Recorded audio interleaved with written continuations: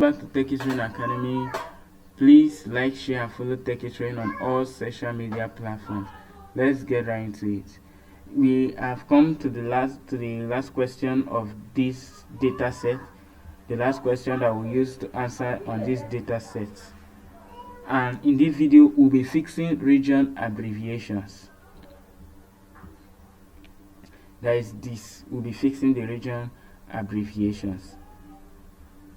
Now, the question for this video is, the region column uses full words, north, south,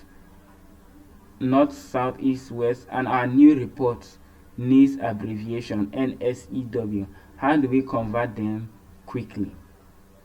Now, we have region here, but it's in north, south, east, west. We could come over here and be writing, we remove north to N, N to S, E to E, just manually. We can manually do this, but they said, how do we convert them quickly? We are going to follow step by step to converting these to abbreviations. To do that, we insert new column next to region. So we insert a new column. We come over here, insert. We can insert a sheet column next to region.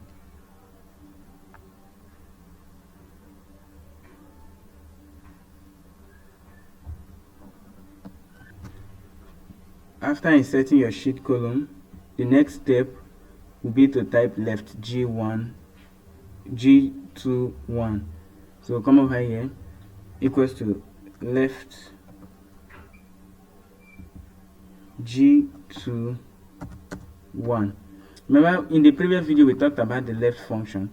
The left function returns the specified number of characters from the start of a string. So from the start of this string, it will return the specified number of characters. So what we are telling is that from the start of G2 being 2400, H2. From the start of H2, the number of characters that we need from that start is 1. Because here the question is, the region column uses full words, north, south, east, west. Your new report, that is the new report that we need to submit, needs abbreviation NSEW. How do we convert them quickly? So it needs NSEW. So we only need the first letter, not the second. If we use 2 instead of 1, we get NO. But that is not what we are looking for. We are looking for N. And the next step will be to drag formula down. So now we have NSEW here. W for west, N for north, E for south, and there we have it. We have our abbreviated regions. So how do we convert them quickly? The next thing will be to copy the new column. We have this north region column, and we have this abbreviated column, and the one that we need is the abbreviated column. So we can go ahead and delete this, but as usual, this function will break. It will lead to this function breaking because this is a function heavily reliant on this. So we can't have 2 region columns in one data set. What we need is just the abbreviated one. So we'll come over here, insert a new column, a new sheet column, and then we'll copy this from here down. We'll copy it and then come over here and then right click, we'll paste as values. So Excel, what Excel is seeing here is left H21. What else we are seeing is N. So when you delete this code here with this function is where there will be problem. The function will not be able to recognize what has been deleted. There will be invalid, a value cannot be found. error. So here, if we post this normally, we have the same thing. This left here, Excel will see this left, Excel will see this, Excel will see the left. But what we need, right click, when you paste as values, what you get, when you paste as values, what you get is Excel sees N, Excel sees S, Excel sees E. The result here, what the user sees, is when you paste as value, that is what you get, not what Excel sees. Only what you see, that when you paste as value, is what you get here. So we'll go ahead and delete this,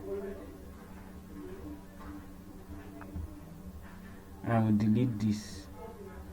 So now we have our region column abbreviated, and we'll rename that region code to, we'll rename this region code.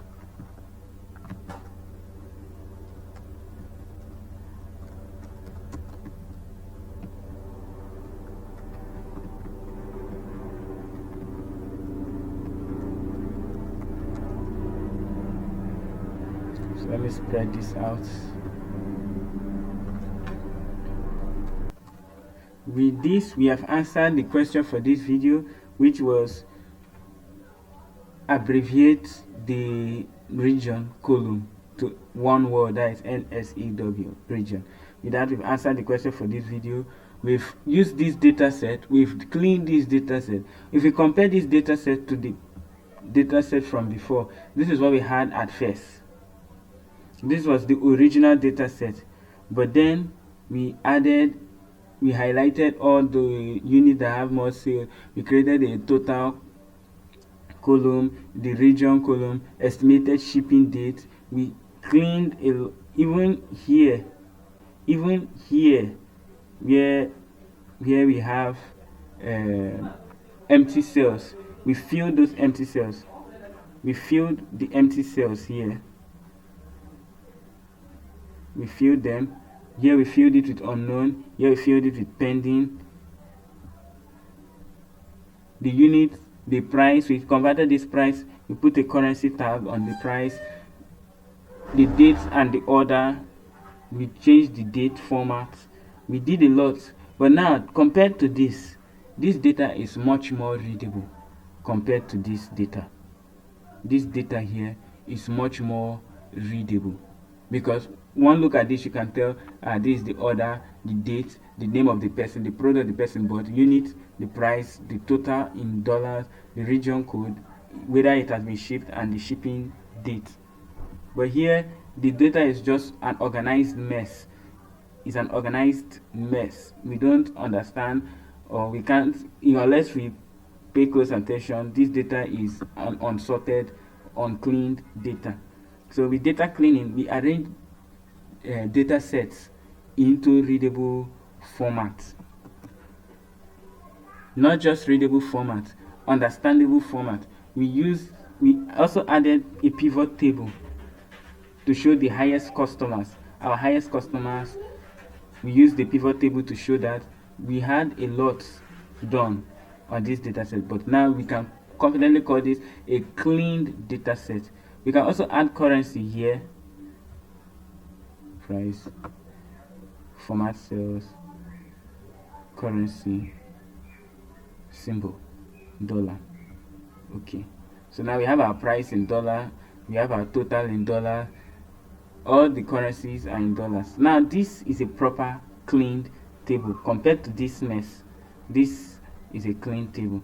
With that, I'm sure after answering all the questions that we have done, we've answered using this data set, we will be more conversant, or I believe we are more conversant with cleaning of data, with aligning of letters, making bold, formatting cells, conditional formatting. At least we can confidently say we've gotten the basics covered for data cleaning. And since we've answered the last question for this video, I'll see you in the next video. NS out.